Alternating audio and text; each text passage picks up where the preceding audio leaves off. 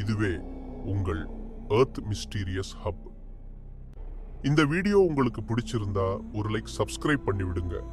அடுத்து என்ன வீடியோ போடலாம்னு கமெண்ட்ல சொல்லுங்க. வாங்க இப்ப வீடியோக்குள்ள போகலாம். டென்சுக்கி வாட்டர்மெலன். எனது வாட்டர்மெலனா? தர்பூசணி பழமா? விலை உயர்ந்த உணவா? எங்க ஊர்ல 40 ரூபாய்க்கு கிடைக்குமாடா அப்படின்லாம் நிறைய பேர் யோசிப்பீங்க. இந்த டென்சுக்கி வாட்டர்மெலன் மட்டும் ஜப்பான்ல உள்ள ஹொக்கைடோ அப்படின்ற தீவுல மட்டும் தாங்க வளரும். இப்போ உங்களுக்கு புரிஞ்சிருக்கும்னு நினைக்கிறேன் ஏன் இந்த வாட்டர்மெலனை இவ்வளவு ரேட், அதாவது ஒரு விலை உயர்ந்த உணவா நாங்க சொல்றோம் அப்படின்னு. இது எல்லா இடத்துலயுமே கிடைக்கிற சாதாரண வாட்டர்மெலன் இல்லங்க. ஹொக்கைடோ அப்படின்ற தீவுல மட்டுமே வளரக்கூடிய தர்பூசணி பழம் தான் இது.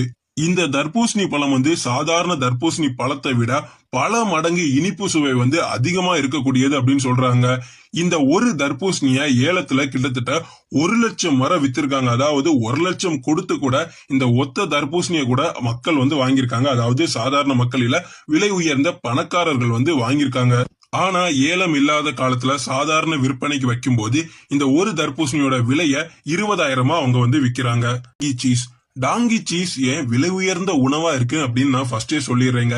இந்த டாங்கி சீஸ் பல நோய்களை தீர்க்கக்கூடிய மருந்தா பணக்காரர்களால பார்க்கப்படுது, சாப்பிடப்படுது. அதனாலதான் இந்த டாங்கி சீஸை விலை உயர்ந்த உணவா மக்கள் பாக்குறாங்க. சாதாரணமா சீஸ் அப்படின்றது மாட்டுப்பால்ல இருந்து தயாரிப்பாங்க, கரெக்டா? ஆனா இந்த டாங்கி சீஸ் மட்டும் கழுதை மற்றும் ஆட்டோட பாலை சேர்த்து தாங்க தயாரிக்கிறாங்க. அதுல அதிகப்படியான கழுதை பாலை சேர்க்கிறாங்க. புரியுற மாதிரி சொல்லணும் அப்படின்னா ஒரு 70% கழுதை பாலும் ஒரு 30% ஆட்டோட பாலையும் சேர்ப்பாங்க. இதுல 1 kg சீஸோட விலைய பார்த்தோம் அப்படின்னா கிட்டத்தட்ட 80,000 வரைக்கும் விற்பனை செய்யறாங்க. ஏன் இவ்வளவு விலை?